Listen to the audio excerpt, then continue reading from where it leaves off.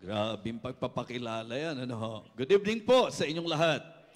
Yan, para sa kaalaman po ninyo, kasama po natin ang Victory Fundamental Baptist Church. Ngayong gabing ito, tayo po ay sama-samang makikinig ng hamon, makikinig ng salita ng Diyos. And I'm very happy na nakarating po ako ngayon. Ano po? So, sapagkat hindi biro yung experience po namin mula po doon sa conference sa Cebu, anniversary ng Living Water Baptist Church, Muntinlupa, and then Palawan anniversary po. So, at yung panahon na kung saan talagang nagmasungit ang panahon.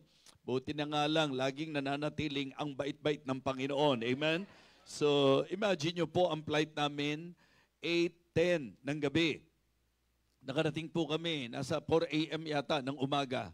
So isipin nyo po kung gaano kalayo ang biyahe mula Palawan patungo sa Manila.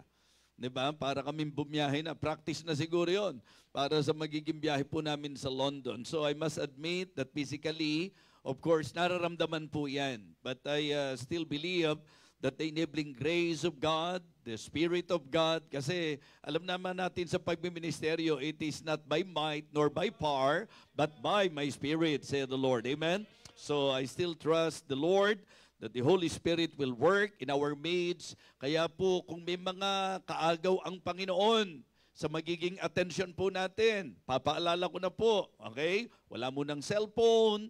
Paalala po, tutok tayo sa ating pag-aaral para naman po yung mga ilang panahon na nagkakasama-sama po tayo because of the nature of the ministry na ginagawa ko po, talagang hindi na po para masayang pa. Kaya umaasa po ako na magiging tutok kayo sa pakikinig ng salita ng Diyos. Amen? Mga taga-Victory, parang gusto ko sila matanaw bago ako mag-preach. Possible ba? Nakahook na ba sila sa atin?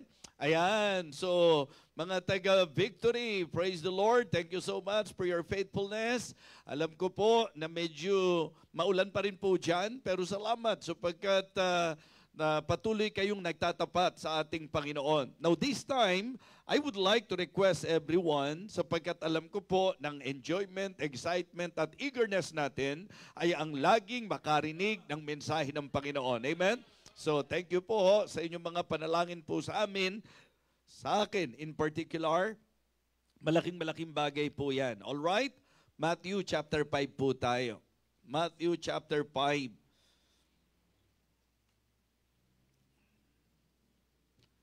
Okay, so kung nakita na po, sa Matthew chapter 5, verses 14 and 16, sa ating pong magiging pagbasa ng ating pong teksto, kasama po ang Victory Fundamental Baptist Church, of course, ang Japan, kahit hindi sila nakahook lagi sila. Ang ibig ko pong sabihin, sila po'y laging naka-tune in po sa atin.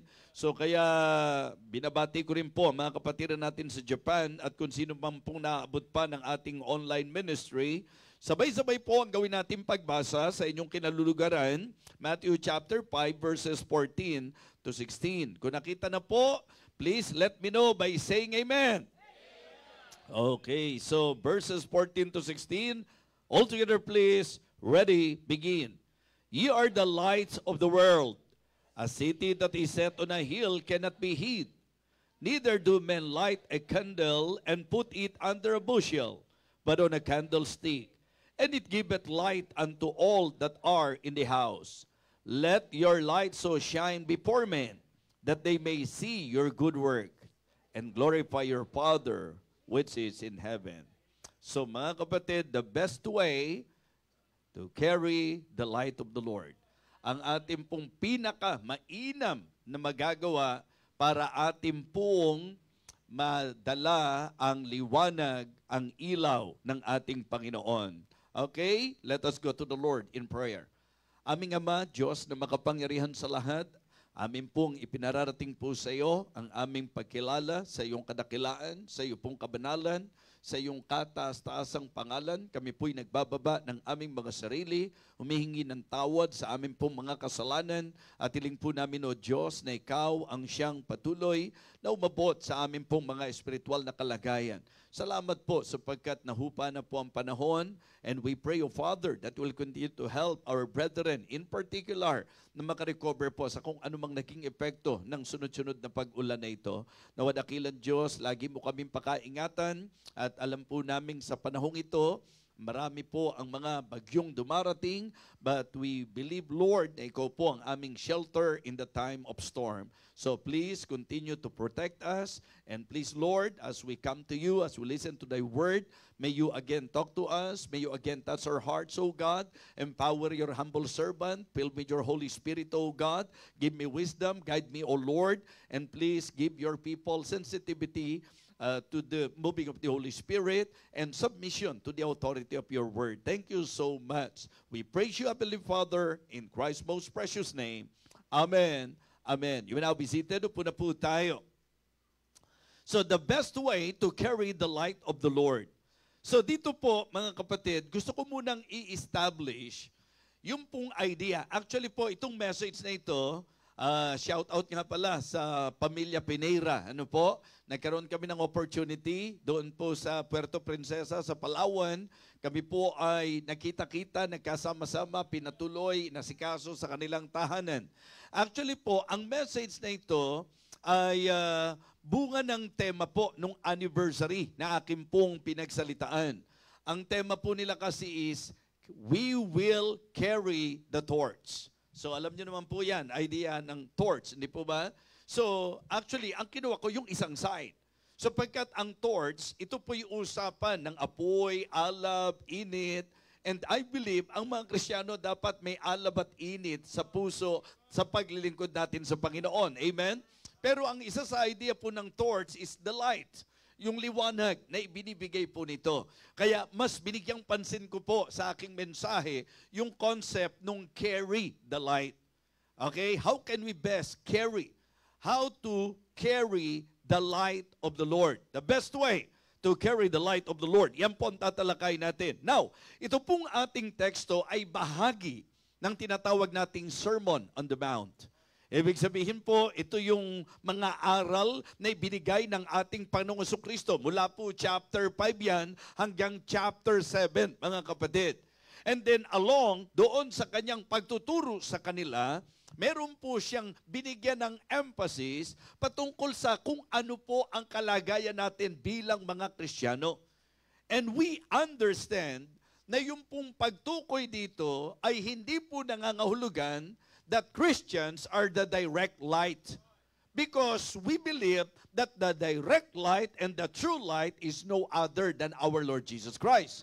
So we are just the reflection of the true light. And that is actually my point tonight. Kung paano pong tayo'y refleksyon ng liwanag ng Panginoon, it is good to understand and to learn how can we best carry the light of the Lord. Ibig sabihin, paano po natin madadala po yan? Tingnan niyo po ang sabi ng 1 Thessalonians chapter 5. Sa 1 Thessalonians chapter 5, mga kapatid, ang sabi po ng verse number 5, ye are all the children of light and the children of the day. We are not of the night nor of darkness. So this is actually very clear when the Apostle Paul talked to the believers in Thessalonica. He told them na tayo po'y hindi na para sa dilim, hindi na para sa kadiliman, kasi children of the light tayo. Very consistent po ang Bible dyan. Di ba? Sabi po sa Ephesians chapter 5 and verse number 8, mga kapatid, for ye were sometimes darkness, but now are ye light in the Lord. So walk as the children of light. So, I would just like to establish to everyone tonight, ngayong sandaling ito, sa message natin, na importanteng alam natin na sa usaping ilaw, sa usaping liwanag, ang tunay na liwanag ay ang ating Panginoong Hesukristo. At ang mga Kristiyano po ay tumatayong sinag ng liwanag na yan. Okay? Tayo po'y reflection ng liwanag na yan. So kaya ang napakaganda po na atin pong matutunan, mapag-aralan po ngayong gabi. And please allow the Holy Spirit to work in our hearts as we listen to this message, because nowadays I can say na talagang ang Christianity po, napaka-shallow na po ang treatment ng marami. Diba? Maging sa pagsamba ng tao, ng mga nagsasabing Kristiyano, maging sa mga services, mga kapatid. Alam nyo, napakarami po ang nagiging lax na po sa buhay pananampalataya. Kaya nga tayo po gusto nating mapanatili ang alab, mapanatili ang apoy, at ang alab at ang apoy na ito ay atin pong maipadama at tayo po'y maka-impluensya at magkaroon at magdulot ng malakas na impact sa Kristyanismo sa atin pong presenting panahon. Amen? So I want to encourage all the members of the church to please listen very carefully to this message and allow the Word of God to remind us, allow the Word of God to rebuke us, to confront us, anuman po ang makikita nating problema sa bahagi po natin. And please listen sa ating pong mensahe, paano ang pinakamainam na paraan upang ating pong madala ang liwanag. Number one po, by carrying by carrying the testimony of the Lord. Ibig sabihin po mga kapatid, ang ating pong pinakamagandang paraan na ma-carry po yung light by carrying our testimony, the testimony of the Lord. Dahil tayo po ang refleksyon, hindi nila directly nakikita ang Panginoon, pero sa mga nagsasabing Kristiyano, magandang matanaw, maaninag, makita at sumilay sa kanila ang Panginoon. Amen? So what I would like to emphasize is the Christ-likeness. That is the very goal, mga kapatid. Sa usapang Kristyanismo, ang goal, Christ-likeness. Sa sentro tayo sa inaasahan pong pamumuhay ng Kristiyano. What I want to emphasize is the Christ-likeness or the Christian living. Paano po ba dapat mabuhay ang mga nagsasabing Kristiyano? In fact, naaalala ko si Apostle Paul, nung paalalahanan po niya, yung mga mananampalataya sa Pilipay, di ba? Sa Pilipos. Sa chapter 2, verse number 12. Hindi po ba ang sabi niya, wherefore my beloved, as ye have always obeyed, not as in my presence only, but now much more in my absence, work out your own salvation with fear and trembling. Ito yung realidad at truth about Christianity. For it is God which worketh in you. Do you believe that? Naniniwala po ba kayo na ang Kristiyano may Diyos na gumagawa sa kanyang buhay? Tatandaan niyo po ito, marami tayong ginagawa bilang Kristiyano na hindi po natural para sa atin.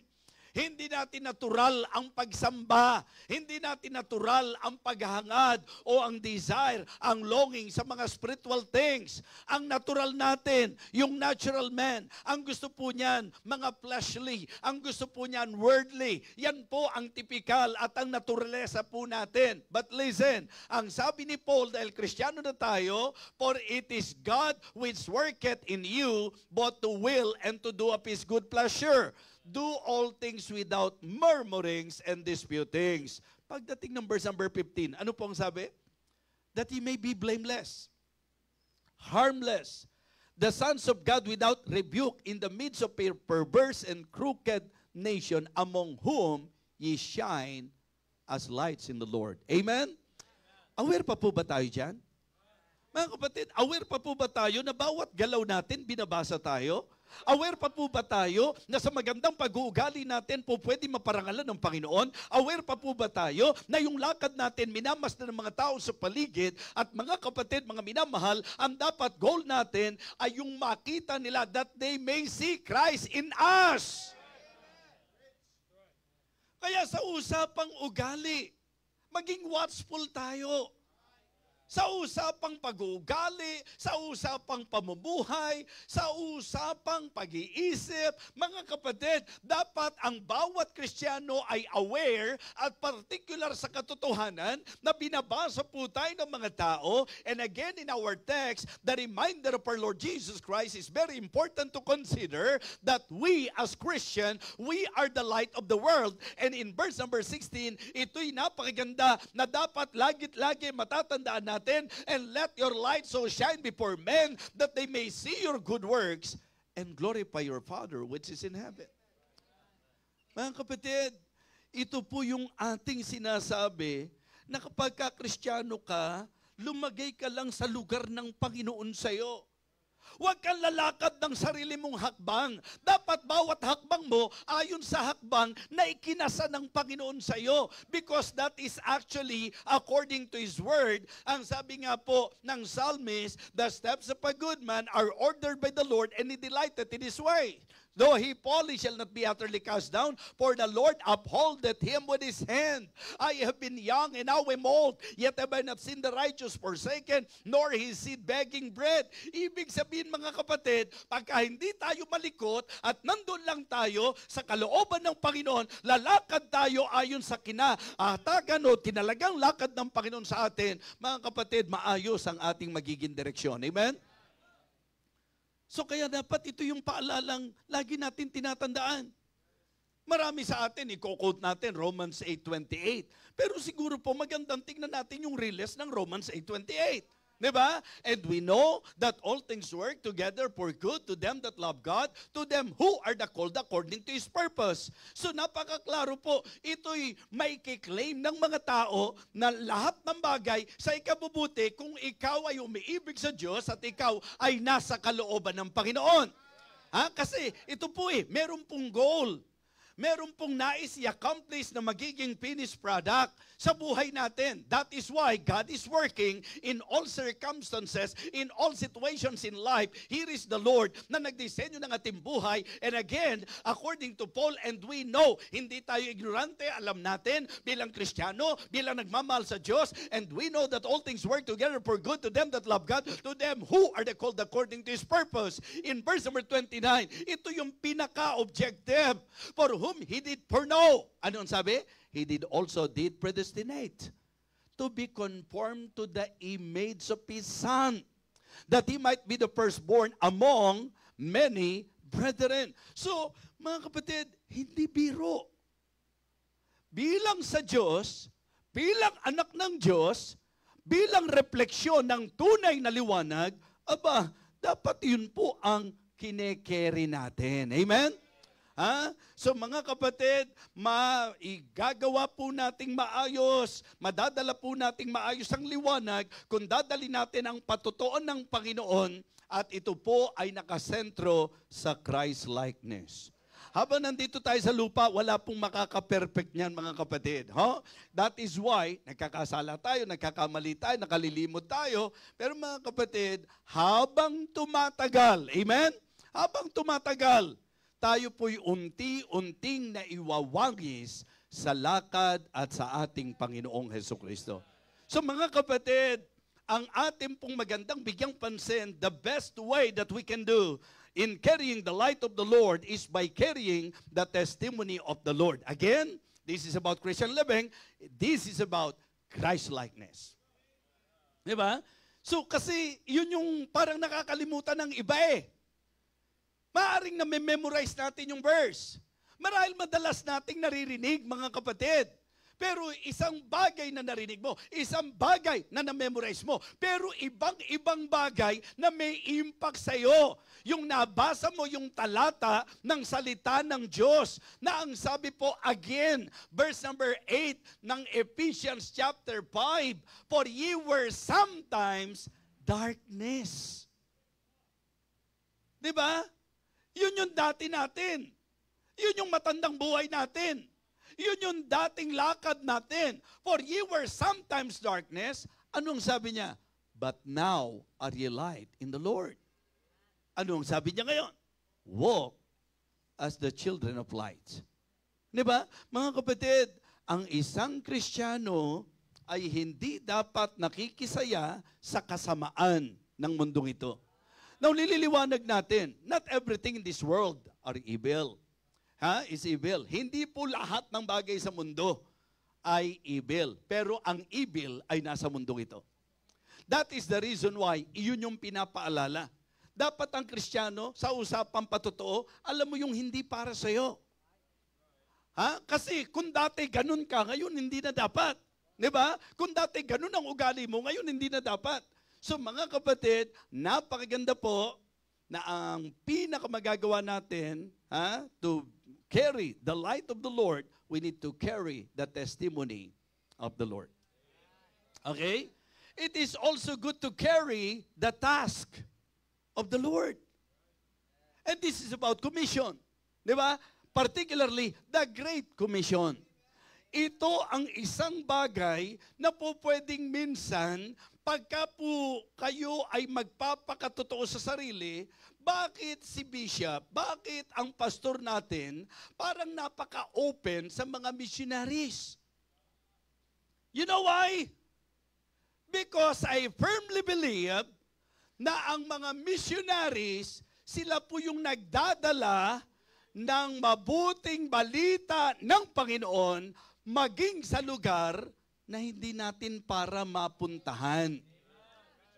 Lalo na po yung mga nagsuko ng buhay, pumunta sa foreign land, hindi nila kanasyon, hindi nila kakultura, hindi nila kalingwahe, pero hinarap nila yung challenge to carry the light, to carry the torch, to carry the task, mga kapatid.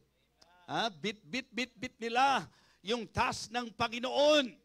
Di ba? Kaya mga kapatid, mga minamahal, may mga pagkakataong naiisip ko, teka, parang ang dami naman. Yung mga missionaries, punta ng punta sa atin. Sabi ko, nung unbeliever tayo, kapag ka po nagwaldas tayo, kapag ka gumastos tayo sa mga walang kapararakan, walang kakwenta-kwenta, walang kasiguruhan, at ang iba po, worse, sa sugalan nga po napupunta taya kayo ng taya sa pag-aakala nyong mananalo kayo, pero talo kayo. Pero sa usapan ng misyon, wala tayong katalo-talo.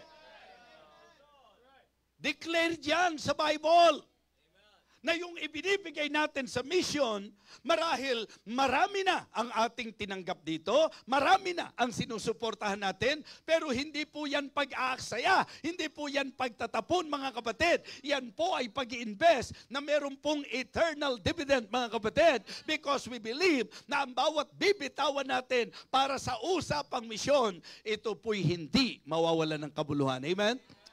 Yan yung eksaktong sinabi ni Apostle Paul in Philippians chapter 4 and verse number 17, not because I desire a gift, but I desire fruit that may abound to your account.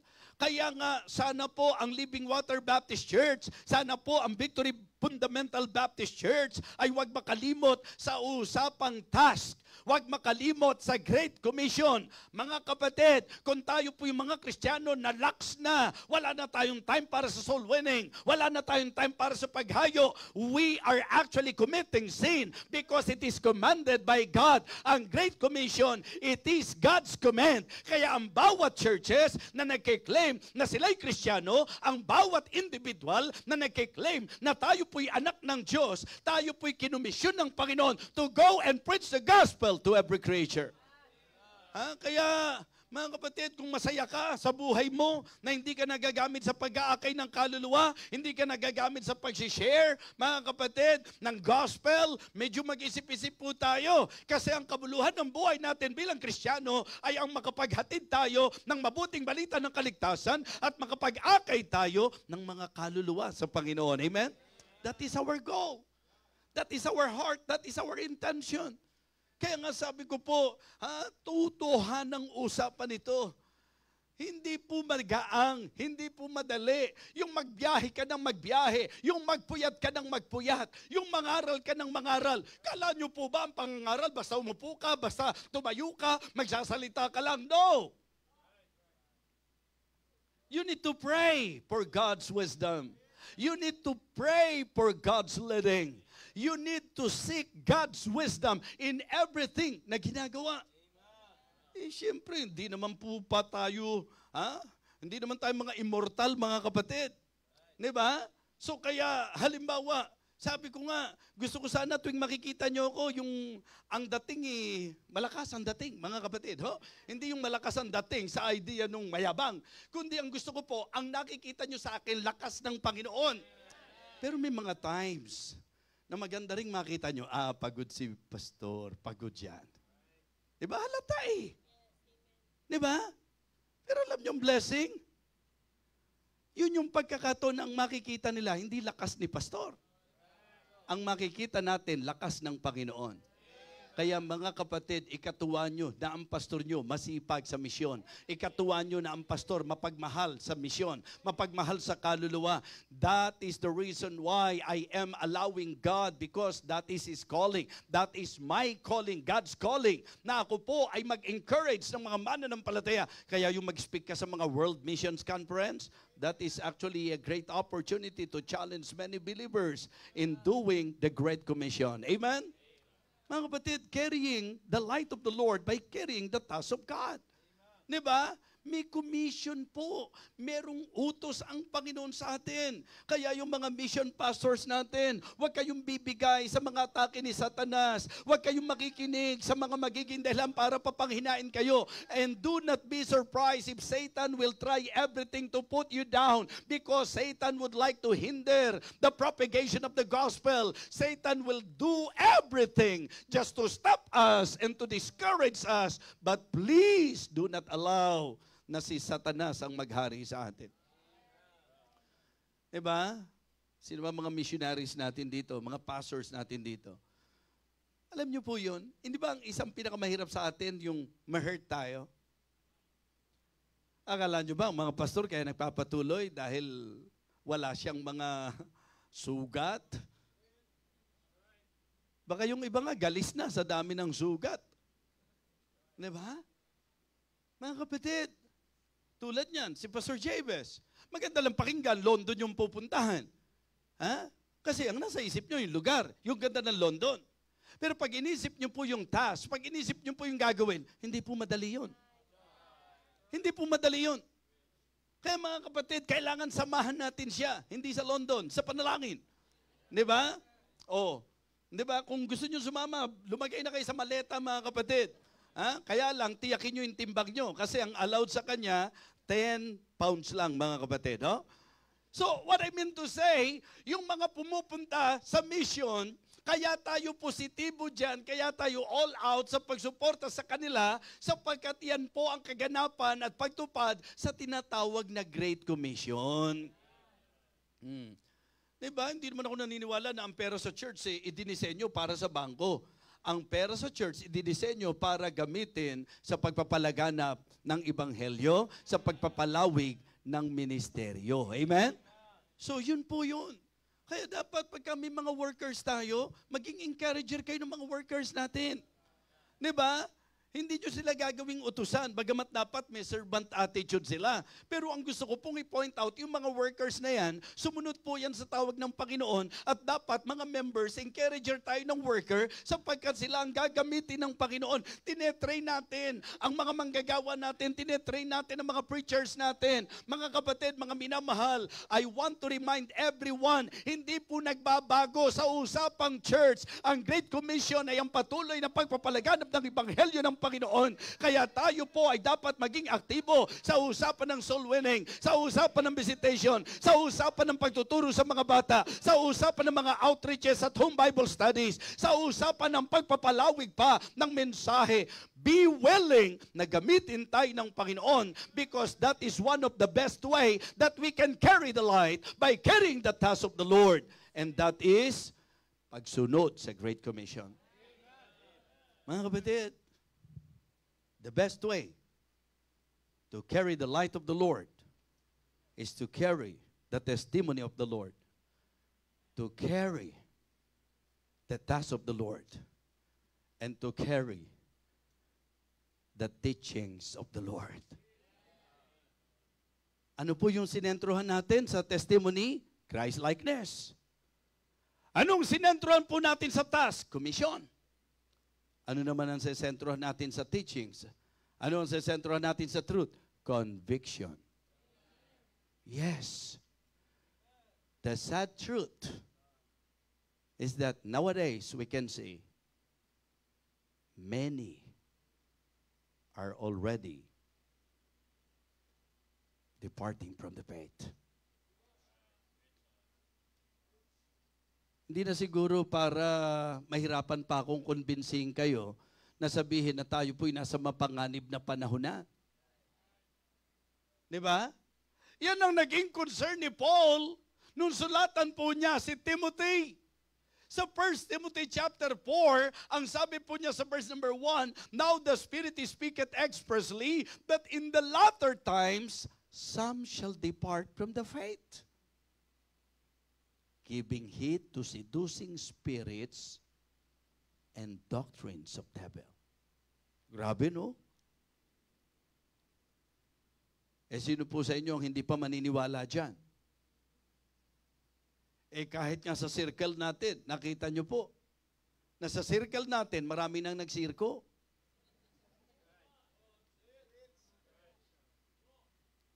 Wala na, nakipaglaro na po. Palitan ng pangalan. Di ba? Bumitaw sa conviction. Alam nyo po sa pattern ng sa Diyos, Old Testament, New Testament, ang isang dapat iniingatan natin, conviction eh. In the Old Testament, marami pong mga examples na makikita tayo. Diba? Kumbaga mga kapatid, siguro po mas maganda na atin pong makuha yung conviction na taglay ni Daniel. Daniel chapter 1 verse number 8. Na kahit na po sila ay nadalang bihag at kahit na po sila ay talagang napakaraming kaparaan ang ginagawa to influence them, but in the heart of Daniel, in the mind of Daniel, in the decision of Daniel, because of his conviction, ang sabi po niya, Daniel 1:8, "But Daniel purposed in his heart that he would not defile himself with a portion of the king's meat, nor with the wine which he drank. Therefore he requested the prince of the eunuch that he might not defile himself." The same thing with the 3 young Hebrews, di ba? Lagi ko pong binabanggit sa inyo, conviction ang tawag doon. Na kahit na mga hulugan ng kanilang buhay, hindi sila lilihis, mga kapatid. At yan po ang gusto kong ma-appreciate ninyo. Hindi tayo natutuwa na may mga missionary na pinapatay sa mga communist country na kung saan dinala nila ang ebanghelyo. Hindi tayo na nagiging masaya na sila po'y pinapersecute doon. But listen, masaya tayo na may mga missionaries even until now na willing pa rin po na manindigan para sa katotohanan. Tayo po magsusupport lang. Sila mismo yung harap sa laban. Diba? Ano po ang sabi ng 3 young Hebrews? Pinayuyukod sila doon sa golden image. Hindi po sila lumuhod kahit anong mangyari. At nung isinumbong sila, hindi ba kinonfronta sila ng king? At doon yung makikita ang ibig sabihin ng conviction na kahit ano pa ang masasabi nating banta, hindi ka lilihis, hindi ka bibitaw, hindi ka bibigay. And I can say na sa panahon natin ngayon, napakaganda po na tayo po dalhin natin ang liwanag ng Panginoon sa pamagitan po ng pananatili natin sa katuruan. Amen? Anong sabi po nung 3 young Hebrews? "We are not careful to answer thee in this matter, O king. If it be so, our God whom we serve is able to deliver us from the burning furnace, and he will deliver us from thine hand, O king. But if not, be it known unto thee that we will not bow down nor serve the golden image that thou hast set up." Just try to imagine that conviction. Tapos sa panahon natin, diba? Opo, church po tayo. Napag-aralan niyo po ba kung gaano pinersecute ang early church? Hindi ba itong si Apostol Pablo na isang lagi nating ginagawang ehemplo sa usapan ng misyon? Hindi ba isa siya sa numero 1 sa pag-uusig sa mga mangangaral ng salita ng Diyos? And one good example is about Stephen, na kung saan ipinapatay po ito at malaking kinalaman niya sa Acts chapter 8 verse number 1, niliwanag doon, "And Saul consenting of his death." Meaning, malaking kinalaman niya. Alam niyo po yung mga mananampalataya sa New Testament, kung mapapansin niyo po, ang isa sa diniin, nung masave sila, ang isa sa binigyan ng diin, doktrina. Sige po, Acts chapter 2, verses 41 and 42. Diba? Then they that gladly received his word were baptized. And the same day, they were added unto them about 3,000 souls. Mga taga-Victory, Living Water, sabayan nyo ako, verse number 42. Ready? Begin. And they continued steadfastly in the apostles' doctrine. Diba? Mga kapatid, kapag ka totoong na-save, ang talagang paninindigan niyan, yung tamang turo. Alam niyo po ba na naglipa na ngayon ang mga nag-i-introduce ng kung ano-anong turo?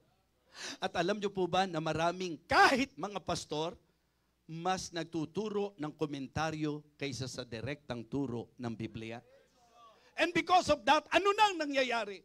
Kaya nga sabi ko po, it is good to be reminded that in carrying the light of the Lord, we need to carry the teachings, the truth of the Lord. Hindi tayo dapat lumihis dyan. Kaya i-appreciate nyo po ang church natin na nananatili doon po sa old-fashioned book, sa old-fashioned way, sa old-fashioned teaching, and that is the teaching of God's Word. Hindi po pwede na para marami tayo, para ma-welcome na natin, i-welcome na natin lahat. Payagan na natin dito yung sayawan, payagan na natin dito. Kung tatanungin niyo ako, gusto ko yan.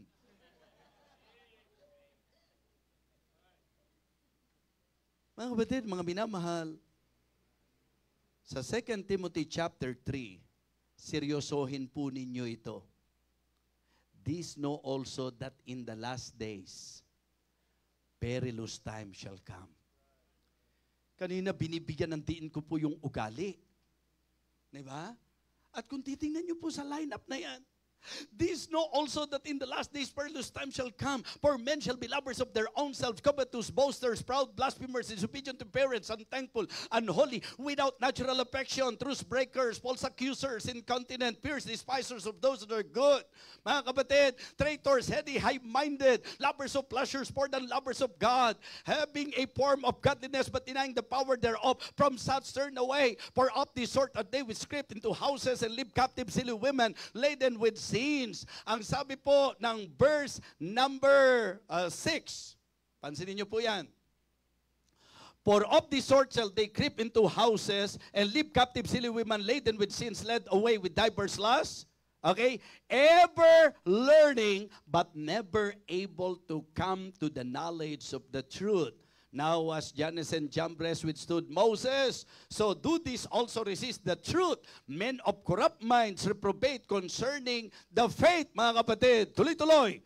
Ang sabi ng verse number 9, but they shall proceed no further. Using your observation, hindi ba? Ang dami-dami pong mga naglipana ng mga grupo na nung kanilang kasagsagan, talagang nandoon po, talagang nagkakanda, sikip-sikip sila dahil super crowded po sila. Ang tunog-tunog ng kanilang grupo, ng pangalan nila, pero nasaan na sila ngayon? But they shall proceed no further. For there shall be manifest unto all men, as there's also was, yung kanilang folly, mahayag po yan. Pero sabi ni Apostle Paul kay Timothy, but thou hast fully known by, di ba napapansin nyo po, masyado po ang pagbibigay ng tinatawag nating emphasis sa doctrine. Why? Kasi yung Christian living, magiging maayos lang yan kapag ka po maayos ang doctrine. Kasi masagwa yun na yung hindi tama ang doctrine, mas maayos pa ang living kaysa sa'yo. Pagka po yung hindi tama ang doctrine, mas maayos pa ang living kaysa sa atin, abay dapat sa atin ilibing, mga minamahal. Diba? Dahil ang dapat makita na tama ang pamumuhay, yung tama ang doktrina.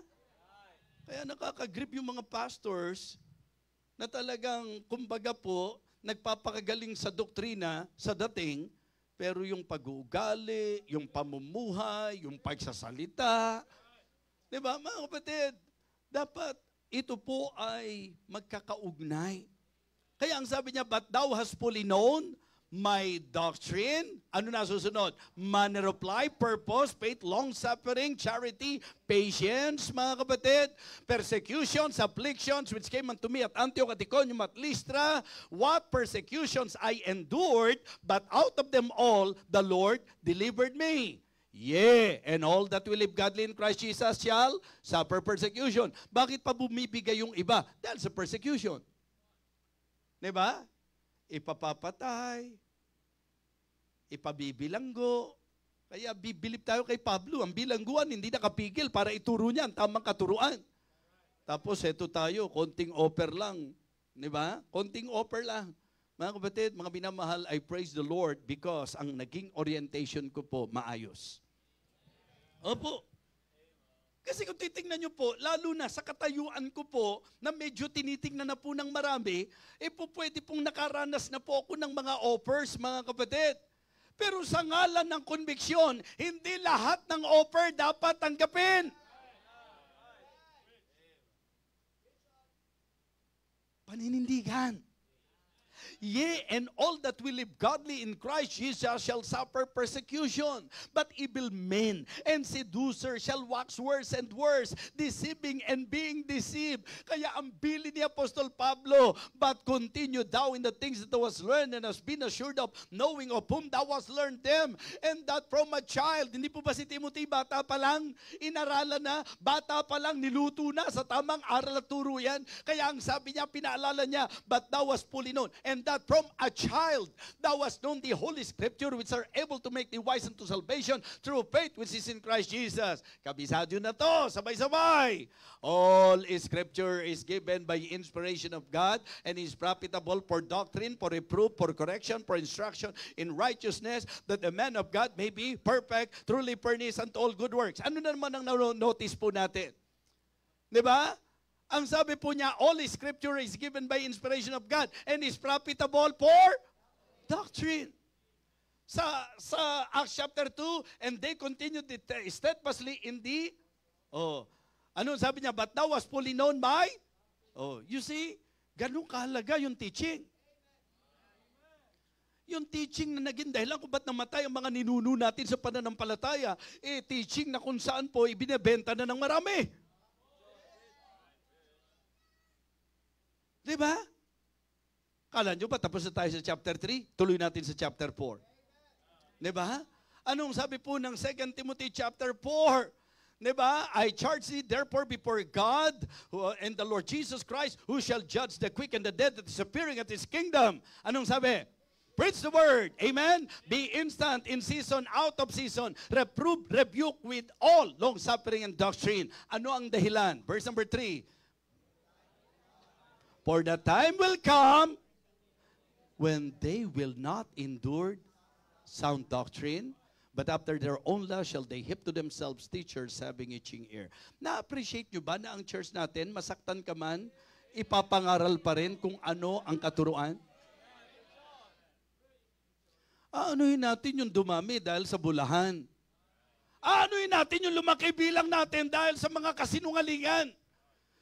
Maganda po ang nagparami sa atin yung aral, yung doktrina, yung salita ng Panginoon. So in carrying the light of the Lord, we need to carry the truth. We need to carry the teachings of the Lord. Huwag bibitawan yan, huwag aalisan yan, huwag nating i-compromise yan. Ang tawag yan, conviction.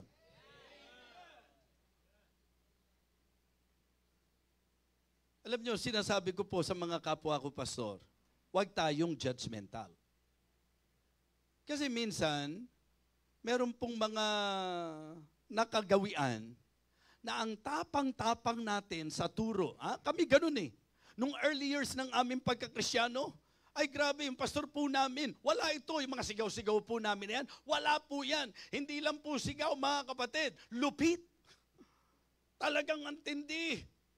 Yung bang tipo na ang mabibuild sa'yo, yung bang nagkukwentuhan kayo, pag dumaan yung pastor na ganyan, biglang tahimik ang lahat.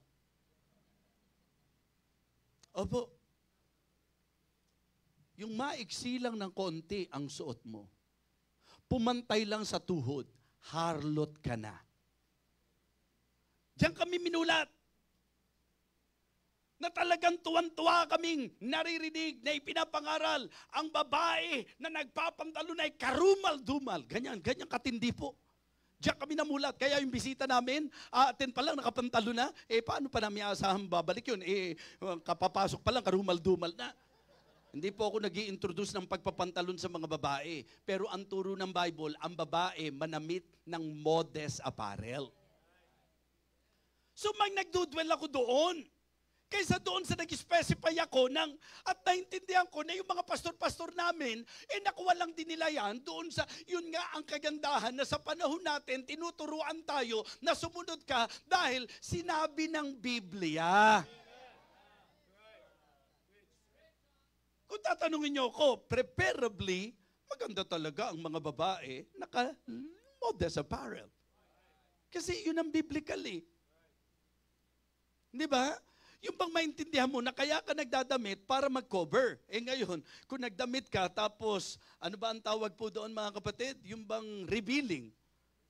At nagdamit ka pa. Pinahirapan mo pa yung mga tao sa paligid. Di ba? Kasi in the first place, kung ang purpose mo mag-cover, talagang iingatan mo na may matatanaw. Hindi ba sapat na yan para magkaintindihan tayo? Hindi yung doon kami na-expose sa ganon. Na-expose po kami sa talagang, halimbawa, alam po, medyo nagka-tsempo, na, halimbawa, nag-forward ka, tapos napunta ka sa likod ng crush mo, kala mo nag-forward ka, ha? Totoo yan, inamoy mo lang buhok ng crush mo, no? Nakakatawa yan, pero ganyan kami pinagagalitan dati. Ngayon po, sobra naman, buong laya naman ng, di ba? Dapat magkaroon tayo ng konbiksyon na alam natin, pag mali, mali, tama ay tama. Di ba yun ang sabi ng kanta, right is always right and wrong is always wrong? Hindi po ako nagtuturo na ang maganda sa babae, nakapantalon. Hindi po yun ang ibig kong sabihin. Ang sinasabi ko lang po, ang daming turo ng Bible, wag naman ang preaching mo, puro yun.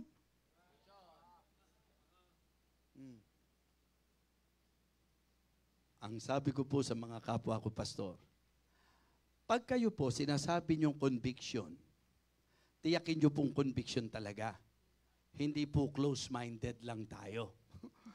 Kasi minsan baka pakiramdam mo, conviction yun sa iyo, pero ang totoo nun, sarado lang isip mo. Diba? Ang conviction ay dapat nakatungtong sa salita ng Diyos. Amen? So kaya make sure that when we say conviction, conviction talaga, hindi dahil close-minded ka lang. Ngayon, wag mo rin naman papalabasin, ako, kaya okay lang sa aking lahat kasi open-minded ako eh. Tiyakin mo rin na pag sinabi mong open-minded ka talaga. Hindi compromiser ka na pala. Naintindihan niyo po? So ganun lang ang simpleng ibig nating sabihin. So pero sa church na ito, kayo po ay pinalalaki doon sa kaisipan na pag Biblia, matapang tayo.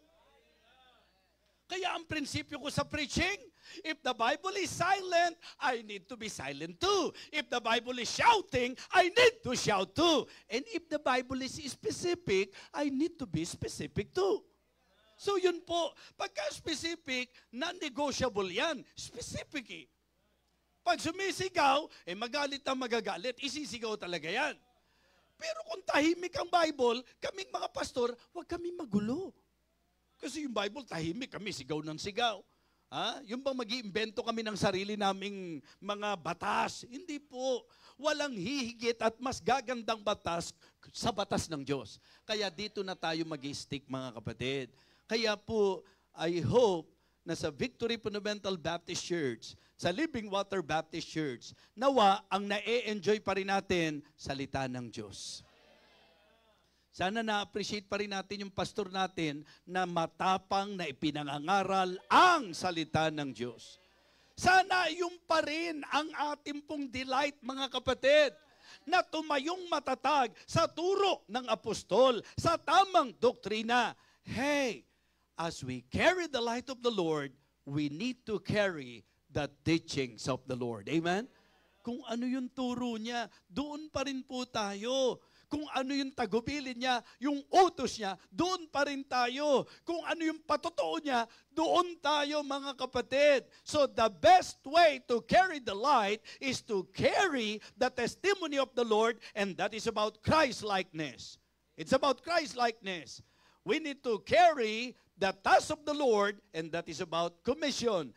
the Great Commission. Go and preach the gospel to every creature. Amen? Yung SWAT natin.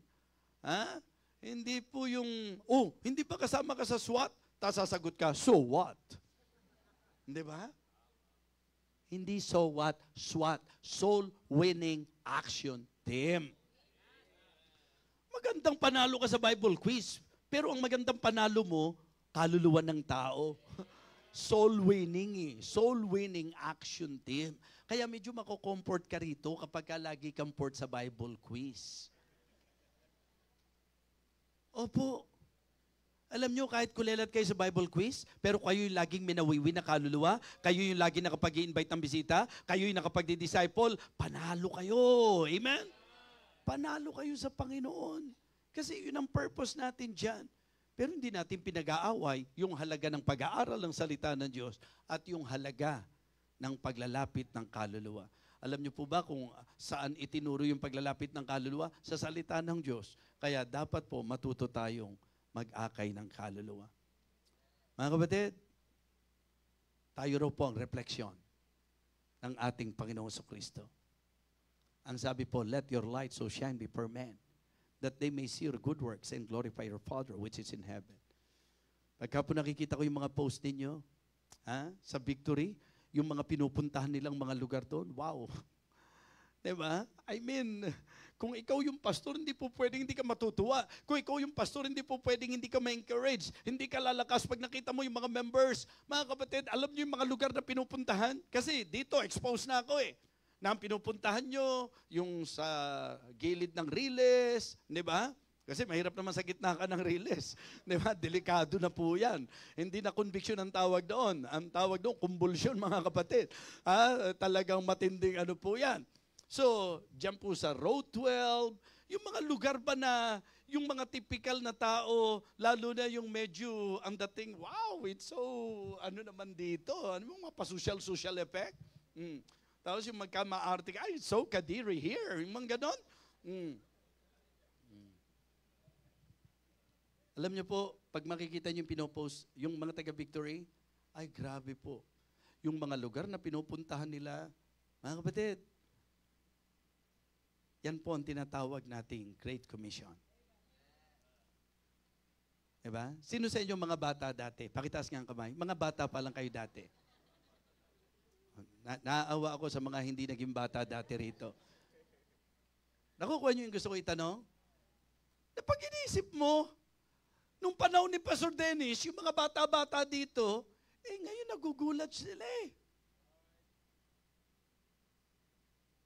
Nung nakita po ni Pastor Dennis, yan, sila Pastor Daniel, sila Pastor Mark J.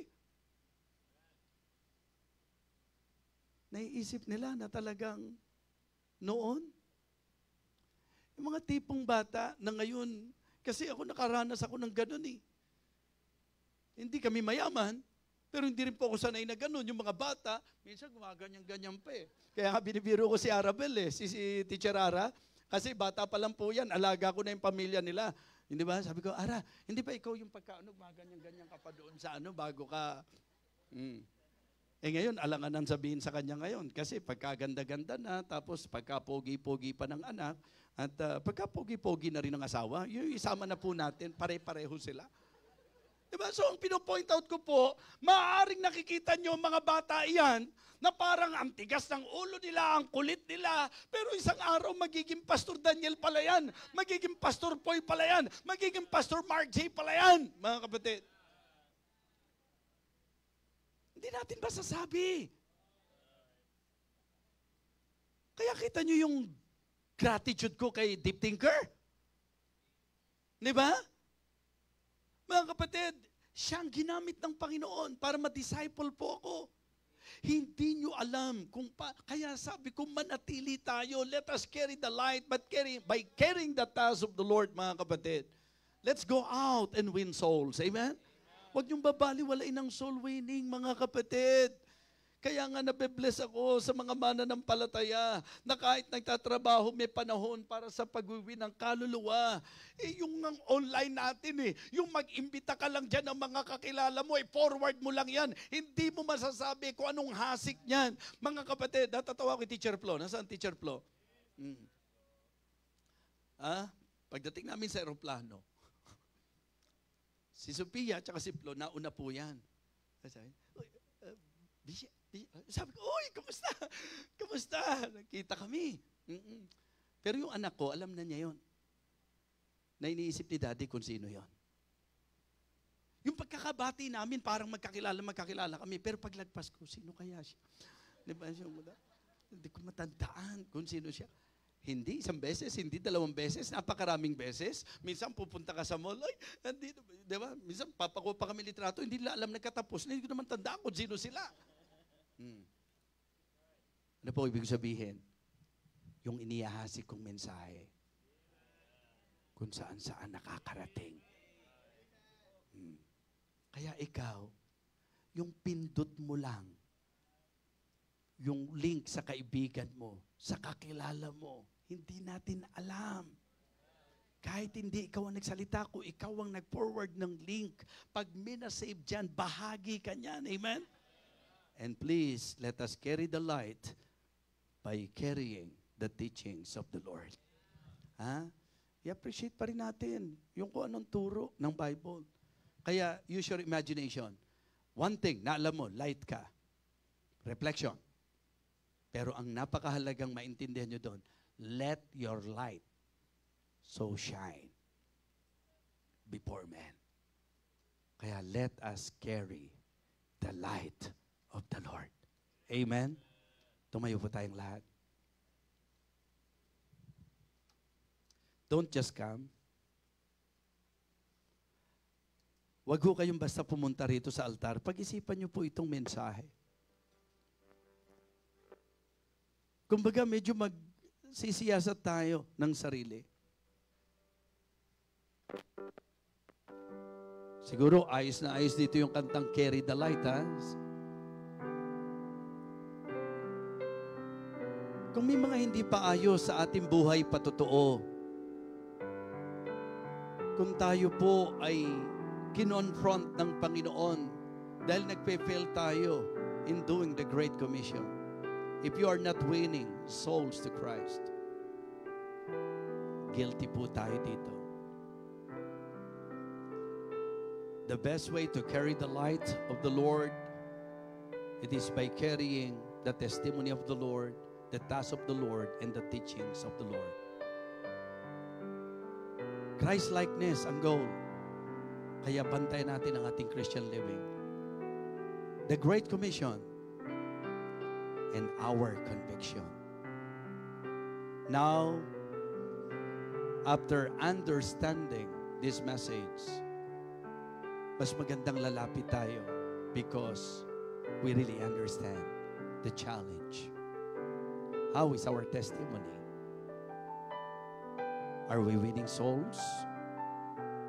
Are we standing firm sa turo ng Bible? Bukas ang altar.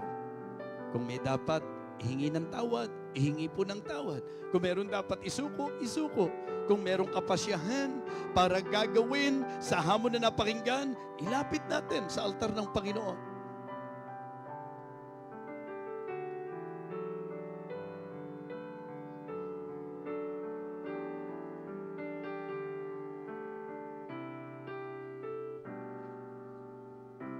Kaya dapat po ang church masaya. Kapag alam natin na may mga nabubuksang misyon. Merong Victory Fundamental Baptist Mission sa Binyan. Merong Victory Fundamental Baptist Mission sa Calamba. Merong Victory Fundamental Baptist Mission sa Santa Rosa. Merong Victory Fundamental Baptist Church sa Buli. Yun ang saya na ang church natin nakakaganap pa rin sa Great Commission.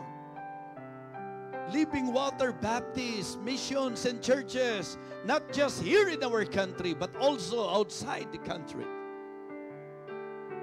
And church, be positive, be supportive, that we are supporting missionaries, missions here and abroad.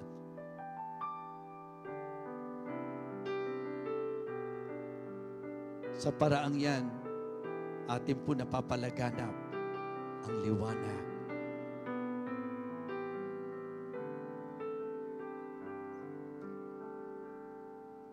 Kung kaya niyong pumunta sa mall, kaya niyo ring pumunta sa mga kakilala para mag-imbita. Kung kaya niyo pong mamasyal, kaya niyo ring sumama sa soul winning. Kung kaya niyong gumasto sa maraming bagay, mas lalong masarap gumasto sa mga bagay na may kaukulan sa Diyos. Issue lang po dito ang puso, ang tibok ng puso.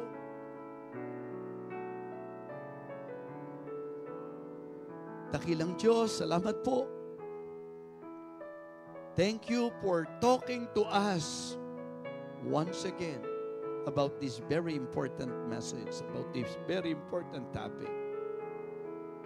Panginoon, nandito kami una para humingi po ng tawad sa mga problema po namin sa aming patutuo. Maring ito po'y ugali o masamang gawi.